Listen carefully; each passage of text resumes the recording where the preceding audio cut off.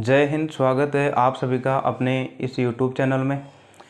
आज हम कक्षा 12 जिसका चैप्टर है 7 प्रत्यावर्ती धारा, उसके बारे में कुछ वर्णन करेंगे। आइए देखते हैं कि प्रत्यावर्ती धारा क्या होती है। तो आज का जो हमारा टॉपिक है वो है प्रत्यावर्ती धारा। पूरा पाठ का भी यही नाम है, प्रत्यावर्ती धारा, और इसको अंग्रेजी में कहा जाता है अल्टरनेटिंग करंट। तो प्रत्यावर्ती धारा क्या होती है? देखो, विद्युत धारा जो है ये हमारे पास दो प्रकार की होती है। जो हम विद्युत धारा, और चैप्टर 3 के अंदर हमने विद्युत धारा को डिफाइन भी किया था। विद्युत धारा दो प्रकार की होती है, एक होती है दिष्ट धारा और एक होती है प्रत्यावर्ती धारा। प्रत्यावर्ती धारा, अब इन दोनों में फ़र्क क्या होता है? देखो, चैप्टर 3 के अंदर हमने देखा था कि जब भी अगर कोई परिपथ है हमारे पास, जैसे कोई चालक है ए बी, अगर हम इसको किसी बैटरी के साथ जोड़ देते हैं और जैसे ही अगर बैटरी के साथ जोड़ेंगे तो इसमें विद्युत धारा बहनी शुरू हो जाती है, और विद्युत धारा की जो दिशा है वो होती है ए से बी की ओर। यानी कि अगर हम चाहे कुछ समय बाद में देखें तो भी इस चालक के अंदर जो धारा की दिशा होगी वो होगी ए से बी की ओर। अर्थात धारा की दिशा यहाँ पर चेंज नहीं हो रही है, वो ए की डायरेक्शन में है, ए से बी की ओर। लेकिन अगर इसको हम प्रत्यावर्ती वोल्टता से जोड़ें, प्रत्यावर्ती वोल्टता से, यानी कि ऐसा स्रोत, अब ये जो हमारे पास चालक है इस ए बी, अब इस ए बी के अंदर अगर हम विद्युत धारा देखें तो कुछ समय के लिए अगर हम देखें तो किसी विशेष समय पर तो होगी ए से बी की ओर, लेकिन किसी निश्चित समय बाद में इसकी धारा की दिशा चेंज हो जाएगी, बी से ए की ओर हो जाएगी। फिर निश्चित समय बाद में फिर ए से बी की ओर, फिर बी से ए की ओर। अर्थात इसमें जो विद्युत धारा की दिशा है वह निश्चित समय में बार बार बदलती है। अब इसमें धारा की दिशा बदल जाएगी तो ऐसी धारा को हम कहते हैं प्रत्यावर्ती धारा। तो प्रत्यावर्ती धारा किसे कहते हैं? कि प्रत्यावर्ती धारा वह धारा है जो अपने मान व दिशा में एक निश्चित समय के बाद में परिवर्तित करती है। यानी कि प्रत्यावर्ती धारा के अंदर जो इसका मान है, प्रत्यावर्ती धारा का मान भी बदलेगा और ये जो है इसकी दिशा, ये दोनों बदलेगी, और एक निश्चित समय अंतराल के बाद, निश्चित समय के अंदर। तो प्रत्यावर्ती धारा किसे कहेंगे? ऐसी धारा जिसका मान और दिशा एक निश्चित समय के बाद में परिवर्तित होता रहता है या आवर्ती रूप से परिवर्तित होता रहता है।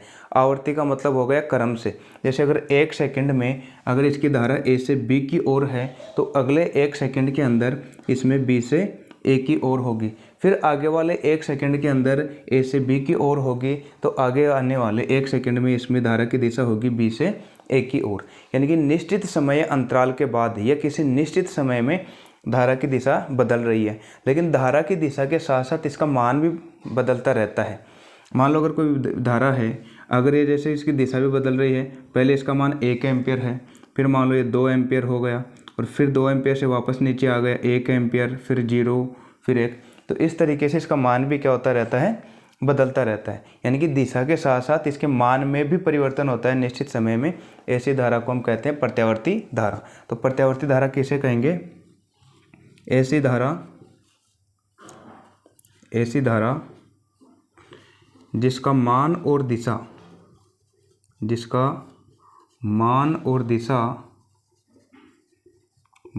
दिशा दोनों आवर्ती रूप से, आवर्ती का मतलब होता है निश्चित समय में, आवर्ती का मतलब होता है निश्चित समय में आवर्ती रूप से परिवर्तित होता है रहता है, आवर्ती रूप से परिवर्तित होती है। दोनों के मान में क्या होता है? निश्चित समय के बाद में इसमें परिवर्तन होता रहता है। ऐसी धारा को हम कहते हैं प्रत्यावर्ती धारा। आई होप प्रत्यावर्ती धारा की डेफिनेशन जो है वो समझ में आ गई होगी। तो प्रत्यावर्ती धारा की डेफिनेशन क्या होगी? वह ऐसी धारा जिसका मान और दिशा दोनों आवर्ती रूप से परिवर्तित होती है या निश्चित समय अंतराल के बाद में बदलती रहती है। ऐसी धारा को हम प्रत्यावर्ती धारा के नाम से जानते हैं। अब इसका यदि हम देखो समीकरण लिखें प्रत्यावर्ती धारा को, तो प्रत्यावर्ती धारा को हम लिखते हैं I से। प्रत्यावर्ती धारा को हम डिनोट करते हैं आई से। तो आई बराबर होता है I not sine omega t plus phi, omega t plus phi. यह होती है किसी क्षण विशेष पर प्रत्यावर्ती धारा का मान, किसी क्षण विशेष पर प्रत्यावर्ती धारा का मान। अभी इसमें हम बात करेंगे कि इसको साइन क्यों लिखा है, ओमेगा टी क्या है यहाँ पर, फाई क्या है और ये आई नॉट क्या है। तो पिछले चैप्टर के अंदर हमने देखा था कि अगर किसी भी कुंडली के अंदर जो प्रेरित विद्युत वाहक बल का अगर हम मान देखें तो वो हमारे पास आया था E बराबर ए नॉट साइन ओमेगा टी। तो यह है उत्पन्न प्रेरित विद्युत वाहक बल का मान, जो कि पिछले चैप्टर के अंदर आया था विद्युत चुम्बकीय प्रेरण के अंदर। अब यहाँ पर ये प्रेरित विद्युत वाहक बल है, लेकिन हम यहाँ पर प्रत्यावर्ती वोल्टता आरोपित कर रहे हैं, वोल्टता यानी विभव। तो इसलिए यहाँ पर हम विभव को V से प्रेजेंट करेंगे। तो V की समीकरण क्या बन जाएगी, V बराबर V not sine omega T. ये आ गए हमारे पास प्रत्यावर्ती वोल्टता की समीकरण। तो प्रत्यावर्ती वोल्टता की समीकरण क्या हो जाएगी, V बराबर V not sine omega T, और ये जो है हमारे पास I बराबर हो जाएगा I not sine omega T. और पिछले चैप्टर के अंदर E बराबर E not sine omega T है, ये साइन ओमेगा टी का ग्राफ भी हमने देख लिया था, और उसी समीकरण से हमने ये वोल्टता की समीकरण लिखी है, V बराबर होता है V not sine omega T. अब यहाँ पर ये जो V नॉट है, ये I नॉट क्या है, इनके बारे में चर्चा करेंगे। तब तक आप इसका स्क्रीनशॉट लीजिए, फिर चलते हैं नेक्स्ट स्लाइड पर।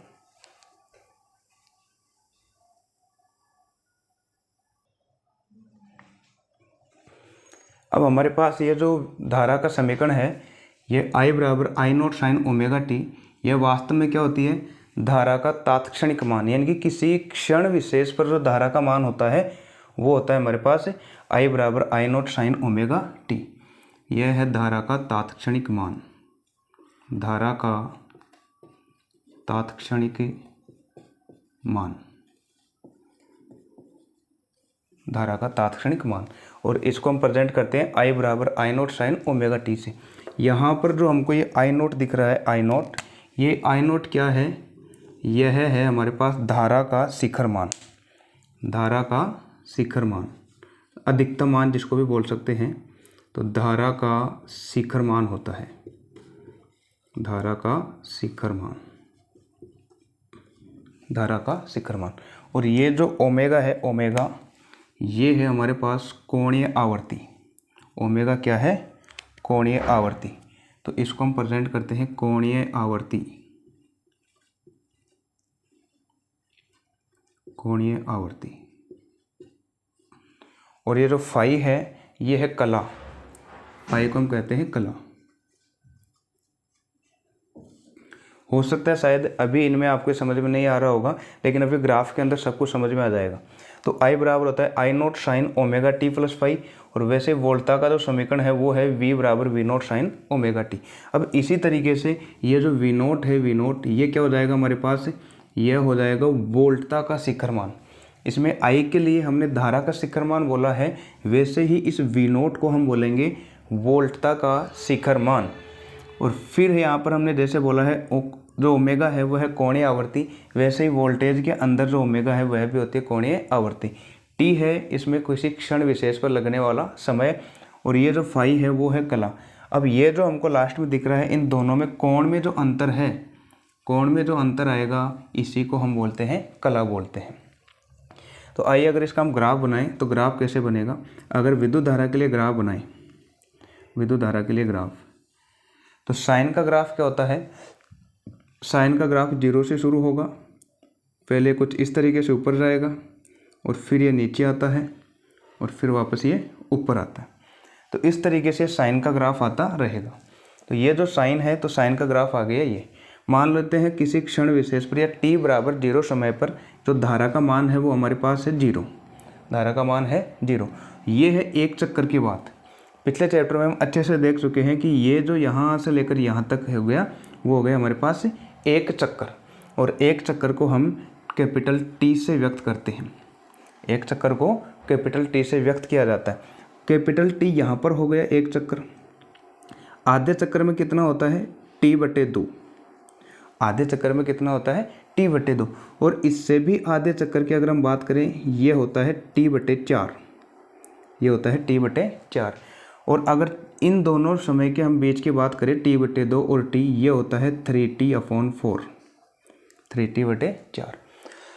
अब किसी जीरो समय पर धारा का मान जीरो है, तो जैसे अगर हम T/4 समय पर जाएंगे एक चक्कर के अंदर, तो ये धारा का मान यहाँ से बढ़ता हुआ और ये चला जाएगा यहाँ तक।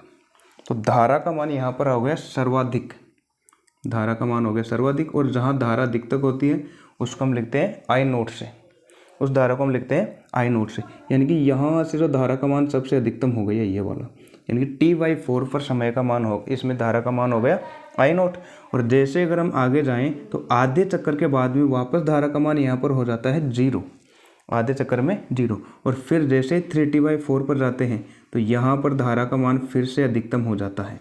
और फिर आगे T समय में, यानी कि एक चक्कर के अंदर अगर हम बात करें तो विद्युत धारा का मान फिर से यहाँ पर क्या हो जाएगा 0। तो आगे आने वाले समय में इस तरीके से धारा का मान बढ़ेगा, फिर कम होगा, फिर और कम होते हुए फिर बढ़ेगा, फिर कम होगा। तो इस तरीके से इसका ग्राफ ये चलता रहेगा। अब ये जो ऊपर वाली है, ये ऊपर वाला जो I0 है, इसको हम प्लस से व्यक्त करते हैं, यानी कि ये जो ऊपर वाला आधा चक्कर है वह है पॉजिटिव और नीचे वाला जो आधा चक्कर है ये है नेगेटिव। यानी कि जितना मान हमारे पास ये पॉजिटिव का होगा एक चक्कर के अंदर, उतना ही मान हमारे पास ये नेगेटिव में होगा एक चक्कर के अंदर। यानी कि आधे चक्कर में पॉजिटिव और आधे चक्कर में नेगेटिव। तो एक चक्कर के अंदर कुल धारा का मान कितना हो गया, जितना पॉजिटिव उतना ही नेगेटिव। तो पॉजिटिव और नेगेटिव दोनों के मान बराबर हैं, तो टोटल योग करने पर हमारे पास कितना आ जाएगा 0। टोटल योग करने पर कितना आ जाएगा 0। यानी कि अगर हम केवल एक चक्कर की अगर हम बात करें तो कुल धारा का मान वहाँ पर कितना आ जाता है 0। क्यों? क्योंकि आधे चक्कर में जितना पॉजिटिव का मान आता है उतना ही आधे चक्कर के अंदर हमारे पास नेगेटिव मान आ जाता है। तो ये देखो हर एक क्षण पर इसका मान जो है, धारा का मान वो बदलता रहता है। और जो धारा का मान बदलता रहता है, देखो धारा का मान भी बदल रहा है। पहले इसमें धारा का मान इतना ही था, फिर और ज़्यादा हो गया, और ज़्यादा हो गया, I0 सबसे ज़्यादा हो गया। तो धारा का मान भी बदल रहा है, साथ में इसकी दिशा भी, साथ में इसकी दिशा भी, पहले ऊपर थी फिर ये नीचे। तो इसलिए जो प्रत्यावर्ती धारा के मान और दिशा दोनों के मान बदलते रहते हैं। तो ये है हमारे पास प्रत्यावर्ती धारा का ग्राफ, और साइन का ग्राफ के अनुसार ही इसमें धारा का समीकरण चलती है। अगर वोल्टेज के लिए अगर हम बनाएं, V बराबर बनाएं, तो V जो है, V का ग्राफ भी ऐसे ही हमारे पास बनेगा। यानी कि अब आगे जो हम डेरिवेशन करने वाले हैं, सेम जो V है वैसे ही हम I का जो है उनके साथ साथ डेरिवेशन करते जाएंगे। जो डेरिवेशन में वैल्यू I की आएगी वही सेम किसकी आएगी, हमारे पास V की आएगी। तो यहाँ तक आई होप शायद समझ में आ गया होगा कि इसका ग्राफ कैसे बनाया जाता है। और ये जो ग्राफ है, ये जो है मैंने पिछले चैप्टर से लिया है, विद्युत धारा जो चुंबकीय प्रेरण है, धारा का चुंबकीय प्रभाव वाले चैप्टर से, उसमें लिया है विद्युत चुंबकीय प्रेरण।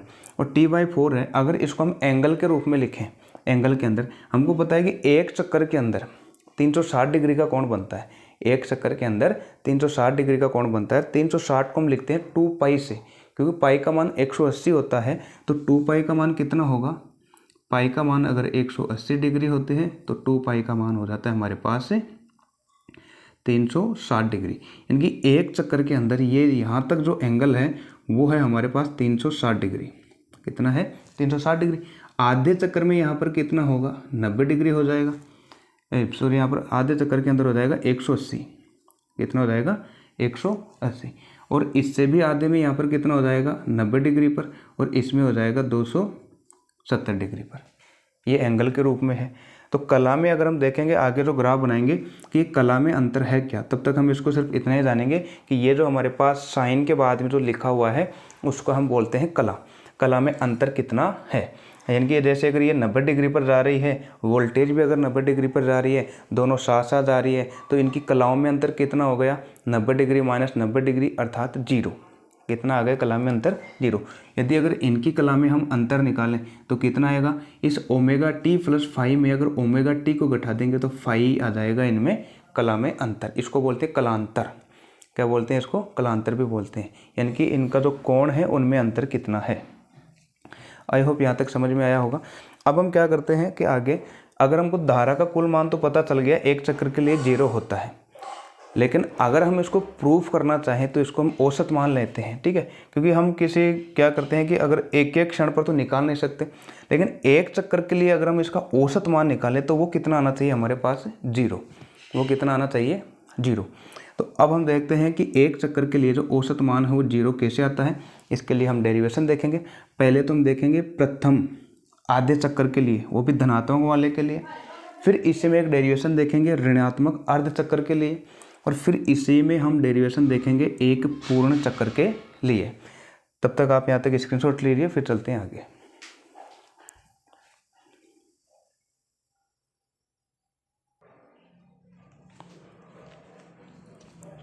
अगला टॉपिक है प्रत्यावर्ती धारा का औसत मान निकालना है। तो प्रत्यावर्ती धारा का अगर हम ग्राफ बनाएं तो प्रत्यावर्ती धारा का ग्राफ अभी बनाया भी था हमने। ये कुछ इस तरीके से बनेगा। ये भाग है, ये पॉजिटिव है और ये भाग है नेगेटिव।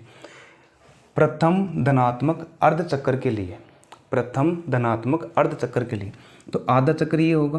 पूरे चक्कर के लिए समय लगता है कैपिटल टी, जो कि अभी हमने देखा था। तो आधे चक्कर के लिए जो समय लगेगा वो लगेगा हमारे पास t/2, t/2। और कहाँ से शुरू होगा, 0 से। यानी कि आधा चक्कर कहाँ से कहाँ तक हो गया, 0 से लेकर t/2 तक।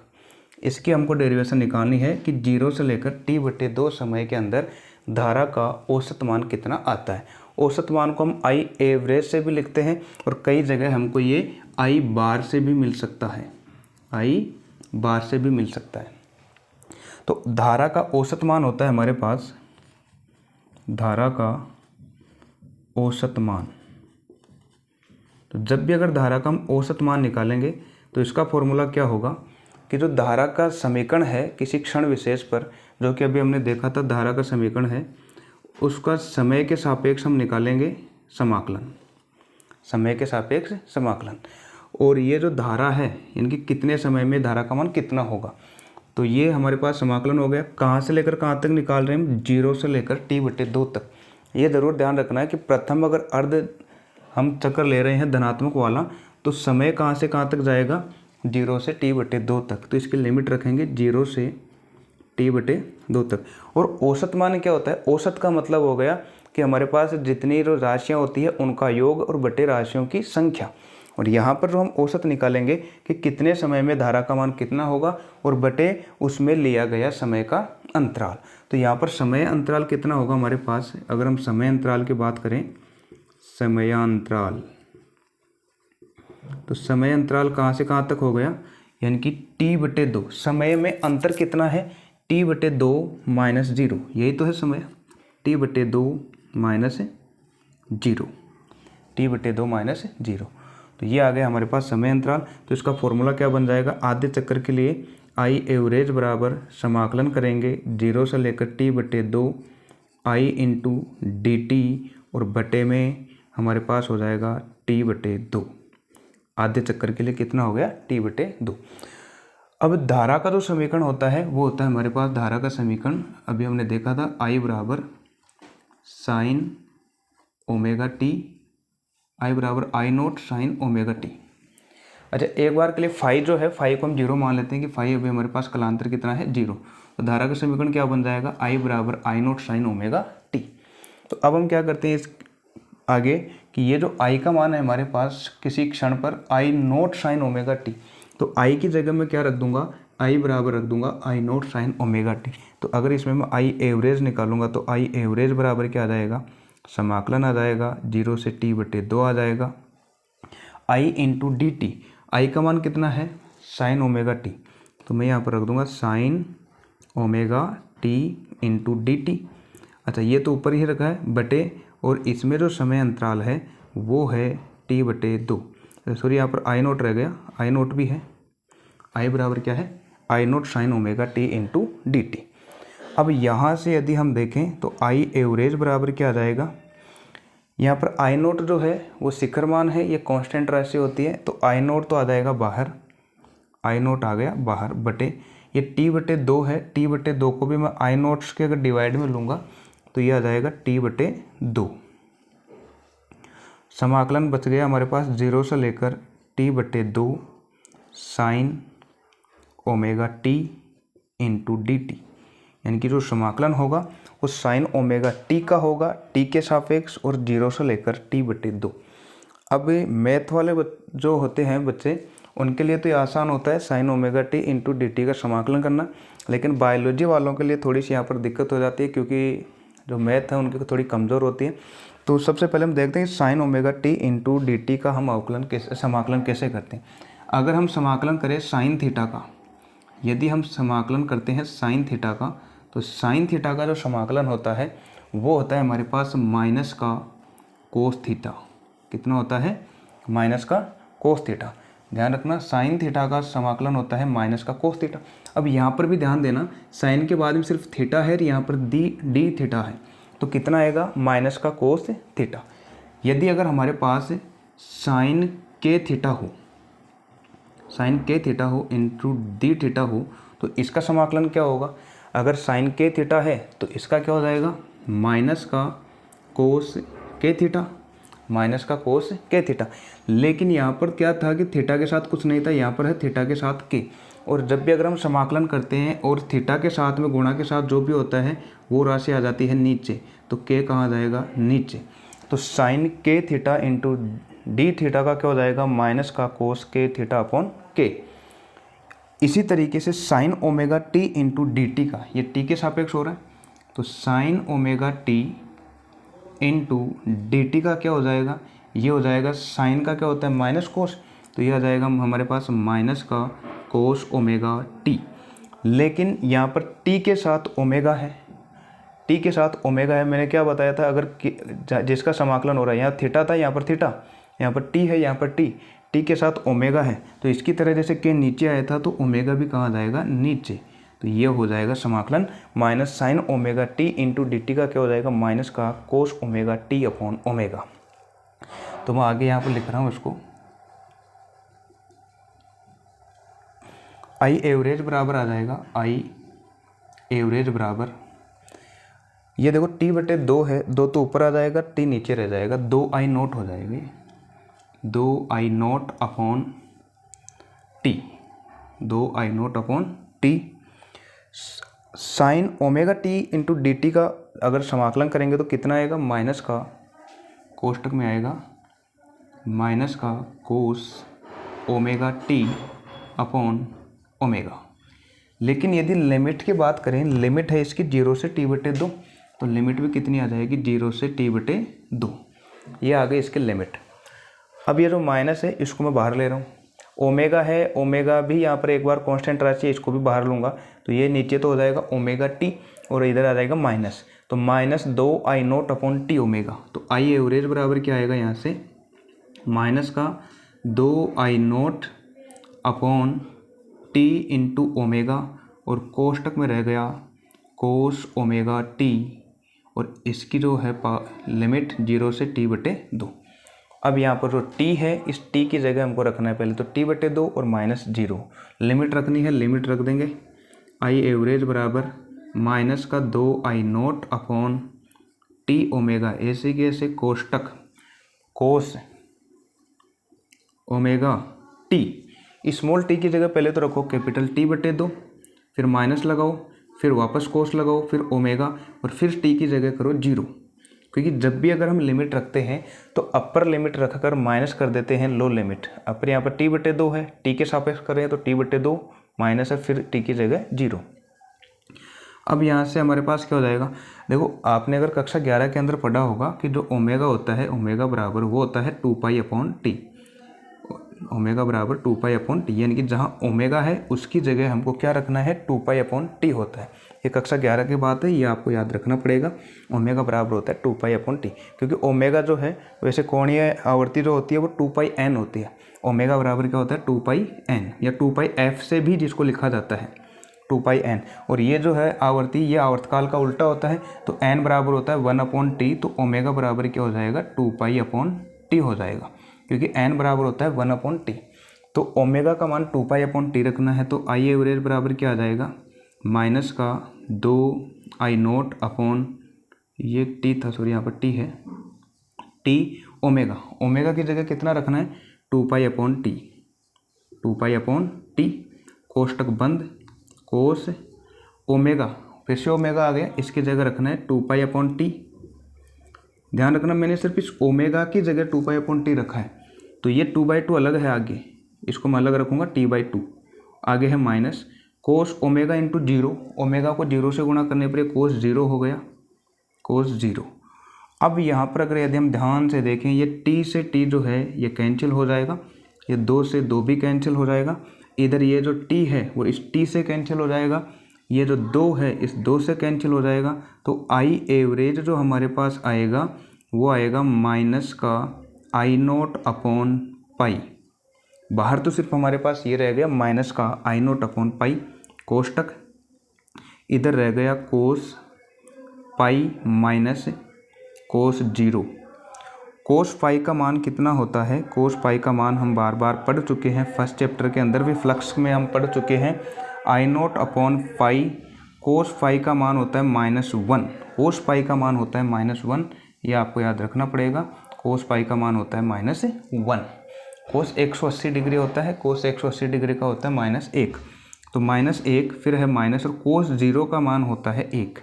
कोस 0 का मान भी कितना होता है? 1। तो ये -1 हो गया -2। तो आई एवरेज बराबर जो आएगा -I0/π, और कोष्टक में आ गया -2। जब माइनस माइनस से गुणा होगा तो ये प्लस हो जाएगा, और ये जो है 2 को I0 से गुणा करेंगे तो हमारे पास आ जाएगा आई एवरेज बराबर 2I0/π, 2I0/π। और ये जो है वो आधे चक्कर के लिए होता है। आधे चक्कर के लिए जो हमारे पास आई एवरेज आएगा, औसत आएगा, वो कितना आएगा? 2I0/π। वही अगर हम अगले वाले आधे चक्कर की बात करें, अगले चक्कर के लिए बात करें, तो इसका भी जो हमारे पास मान आएगा वो कितना आएगा? 2I0/π आएगा, लेकिन वो आएगा माइनस में, वो आएगा माइनस में। आधे चक्कर वाला वो आएगा माइनस का 2I0/π। कितना आएगा? माइनस का 2I0/π। ये आएगा अगले आधे चक्कर के लिए, चाहे तो आप निकाल कर देख लेना। अब ये है आप लोगों के लिए क्वेश्चन कि आगे जो है हमारे पास है कि प्रथम ऋणात्मक अर्ध चक्कर के लिए निकालना है, ऋणात्मक अर्ध चक्कर के लिए निकालना है, तो वही हमारे पास फॉर्मूला वही लगेगा, यानी कि विद्युत धारा का निकालना है हमको, तो धारा की समीकरण लग जाएगी I × dt और समय अंतराल। लेकिन समय अंतराल कितना लेंगे इस बार? t और -t/2, क्योंकि t से लेकर t में से t/2 घटाना पड़ेगा, तो t -t/2 आधे चक्कर के लिए आगे वाले के लिए यही आएगा समय अंतराल। लिमिट कितनी आएगी? लिमिट आएगी t/2 से t, यानी कि यहाँ पर अगर हम समाकलन करेंगे तो यहाँ पर t/2 और कहाँ तक जा रहे हैं? t तक, तो जहाँ तक जा रहे हैं वो t तक। तो आगे के लिए हम क्या करेंगे कि ये जो है t/2 से हम जाएंगे t तक, t/2 से t तक, और समय अंतराल कितना आएगा? t - t/2। ये तो फिर से वही आ जाएगा नीचे t/2, क्योंकि t में से t/2 घटाएंगे, समीकरण वही आएगी, बस केवल लिमिट चेंज हो जाएगी। यहाँ पर वो हो जाएगी हमारे पास t/2 से t, और अगर आप इनको सोल्व करेंगे समाकलन वही होगा इसका, जैसे इसमें जो हुआ है, बस यहाँ पर जो है लिमिट चेंज होने के कारण इसकी जब आप वैल्यू निकालेंगे तो वो आएगी -2I0/π। अब दोनों को यदि हम जोड़ें, धनात्मक चक्कर के लिए भी और ऋणात्मक चक्कर के लिए भी जोड़ें, तो ये देखो ये प्लस का है, ये माइनस का है, तो दोनों सेम है, जोड़ने पर कितना हो जाएगा? 0। यानी कि एक चक्कर के लिए जो हमारे पास औसत मान है धारा का वो कितना आ जाएगा? 0। कितना आ जाएगा? 0। अब हम एक वैसे निकालते हैं कि पूर्ण चक्कर के लिए कि जो इसका मान है वो कितना आएगा, तो कमेंट करके बताओ ये जो औसत मान वाला है हमारे पास ये क्लियर है कि नहीं है, क्योंकि एग्जाम के अंदर इसकी डेरिवेशन आती है।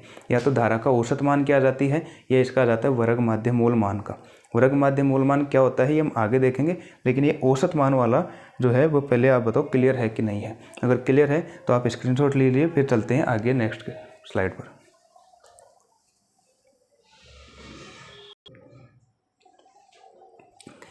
अब इसी का एक आगे टॉपिक है, जो अब हमने डेरिवेशन की थी वो तो की थी अर्ध चक्कर के लिए, धारा का औसत मान निकाला था केवल आधे चक्कर के लिए। अगर एग्जाम में आ जाए कि धारा का जो है औसत मान निकालिए वो भी एक पूर्ण चक्कर के लिए, तब उसकी अलग डेरिवेशन होगी। आधे चक्कर के लिए पूछे तो जो अभी हमने की थी वो आएगी, और अगर पूछे कि एक पूर्ण चक्कर के लिए डेरिवेशन हमको अगर उसमें करनी है तो कैसे करेंगे, तो ये हमारे पास वही धारा का हमारे पास ग्राफ है। एक पूरा चक्कर इस बार कहाँ से कहाँ तक हो रहा है? 0 से लेकर t तक, इनकी जो समय लग रहा है वो लग रहा है 0 से t तक। तो अगर आई एवरेज हम निकालें इसका आई एवरेज, तो वो क्या निकलेगा, तो औसत मान निकालना हमको तो धारा का, तो धारा का औसत मान निकालेंगे कहाँ से लेकर कहाँ तक, 0 से लेकर t तक। कहाँ से निकालना है, 0 से लेकर t तक। आई धारा का निकालना है इंटू dt और बटे समय अंतराल। समय अंतराल कितना है, लास्ट वाला है t और माइनस 0, t माइनस 0। ठीक है, समय अंतराल हो गया। तो आई एवरेज बराबर क्या आ जाएगा, तो ये हो गया हमारे पास समाकलन 0 से लेकर t तक करना है। वही आई का मान फिर से वही रखना है हमको, धारा का जो समीकरण है वो रखना है, आई नोट साइन ओमेगा टी और साथ में है इंटू डी टी। तो ये हमने रख दिया, आई का मान था आई नोट साइन ओमेगा टी रख दिया, डी टी गुणा में था तो डी टी भी रख दिया, upon T minus 0। T minus 0 क्या होता है, टी होता है, क्या होता है, टी। तो आई एवरेज बराबर क्या आ जाएगा, यहाँ से आई एवरेज बराबर आ जाएगा, आई नोट बाहर आ जाएगा, कांस्टेंट है, आई नोट अपॉन टी भी इसके नीचे आ जाएगा, और समाकलन मेरे को करना है 0 से लेकर टी तक, और sine omega t into d t, into d t. समाकलन साइन ओमेगा टी का अभी हम कर चुके हैं, ये रहा समाकलन sine omega t into d t का क्या होता है, माइनस का cos omega t upon omega, minus का cos omega t upon omega. तो इसकी जगह अगर हम रख सकते हैं तो कितना आएगा, आई एवरेज बराबर आई नोट अपॉन टी, समाकलन तो कर ही दिया ना हमने, तो समाकलन कितना हो गया, sine omega t into d t का माइनस का cos omega t upon omega, minus का cos omega t upon omega. ये कोष्टक बंद, और इसकी लिमिट 0 से लेकर t तक, लिमिट है 0 से t तक। तो ये जो ओमेगा है इसको मैं एक बार बाहर ले रहा हूँ, और ये माइनस है इसको भी मैं बाहर ले रहा हूँ, तो मेरे पास ये आई एवरेज बराबर क्या आ जाएगा, आई एवरेज बराबर आ जाएगा माइनस का आई नोट अपॉन टी, और ये ओमेगा इसके पास आ गया। अब मैं लिमिट रख रहा हूँ, upper limit minus low limit करना है, माइनस तो बाहर आ गया था, कोस ओमेगा, इस टी की जगह पहले आप कैपिटल टी रखो, फिर माइनस लगाओ, फिर वापस कोस ओमेगा, और इस टी की जगह फिर हम क्या रख देंगे, 0, क्या रख देंगे, 0। तो अब देखो आगे हम क्या करेंगे, आई एवरेज हमको निकालना है, तो आई एवरेज बराबर क्या आ जाएगा, माइनस का आई नोट अपॉन टी ओमेगा कोष्टक और टी, अच्छा मैंने यहाँ पर अब इसका मान रखेंगे, ओमेगा की जगह हम क्या रख सकते हैं, 2 पाई अपॉन टी, ओमेगा की जगह हम क्या रख सकते हैं, 2 पाई अपॉन टी। तो जहाँ ओमेगा है उसकी जगह 2 पाई अपॉन टी रख दो, यहाँ पर भी ओमेगा है तो इसको मैं रख रहा हूँ 2 पाई अपॉन टी। आगे क्या है, कोस ओमेगा, कोस ओमेगा की जगह है 2 पाई अपॉन टी, कोस ओमेगा की जगह 2 पाई अपॉन टी, और ये टी हमारे पास एक आगे वाला है माइनस कोस ओमेगा, टी की जगह रखूँगा 0, टी की जगह 0, क्योंकि लिमिट कहाँ तक है, 0, ठीक है, 0। अब आगे देखो कितना हो गया, आई एवरेज बराबर हो जाएगा, ये टी से टी कैंसिल हो जाएगा, तो माइनस का आई नोट अपॉन 2 पाई बच गया, कोष्टक में कितना हो गया, ये टी से ये टी कैंसिल हो गया, कोस 2 पाई बच गया, कोस 2 पाई माइनस कोस 0, कोस 0। अब कोस 0 का मान तो आपको पता है, आप तुरंत बताएंगे कि कोस 0 का मान 1 होता है, लेकिन कोस 2 पाई का कितना होता है, अभी हमने पहले देखा था कोस पाई का मान -1 होता है, तो कोस 2 पाई का मान होता है +1, कोस 2 पाई का मान कितना होता है, +1, कोस 2 पाई का मान होता है +1, तो कोस 2 पाई का मान होता है +1 में रखेंगे, तो आई एवरेज बराबर कितना आ जाएगा, माइनस आई नोट अपॉन 2 पाई कोष्टक कोस 2 पाई का मान, कोस 2 पाई का मान रखेंगे वो होता है 1, आगे है माइनस कोस 0 का मान भी 1, कोस 0 का मान भी 1, तो आई एवरेज बराबर कितना आ गया, माइनस का आई नोट अपॉन 2 पाई, एक में से गया तो 0, एक में से गया तो 0, और 0 जब इससे गुणा होगा तो हमारे पास आई एवरेज बराबर क्या आ गया, पूरा का पूरा 0, कितना आ गया, पूरा का पूरा 0। तो ये जो है वो एक चक्कर के लिए धारा का औसत मान हमको प्राप्त हुआ है, प्रत्यावर्ती धारा का जो औसत मान है वो एक चक्कर के लिए वो कितना प्राप्त हुआ है, 0। अब इसका मतलब क्या है कि जितना मान जो हमारे पास प्लस के अंदर है धारा का मान, उतना ही हमारे पास माइनस में है धारा का मान, और दोनों का जब प्लस और माइनस दोनों सेम है तो उनका योग क्या आएगा, 0। योग क्या आएगा 0। तो ये है एक चक्कर के लिए। अब एग्जाम में विशेष तौर से ध्यान रखना, अगर पूछा जाता है कि प्रत्यावर्ती धारा के लिए एक पूर्ण चक्कर के लिए धारा का औसत मान प्राप्त कीजिए या औसत मान बताइए, तब तो एक चक्कर के लिए ही हमको ये डेरिवेशन करनी है। अगर हमसे पूछे कि केवल आधे चक्कर के लिए बताओ, तो आधे चक्कर के लिए जो हमने इससे पहले डेरिवेशन की है हम वो करेंगे।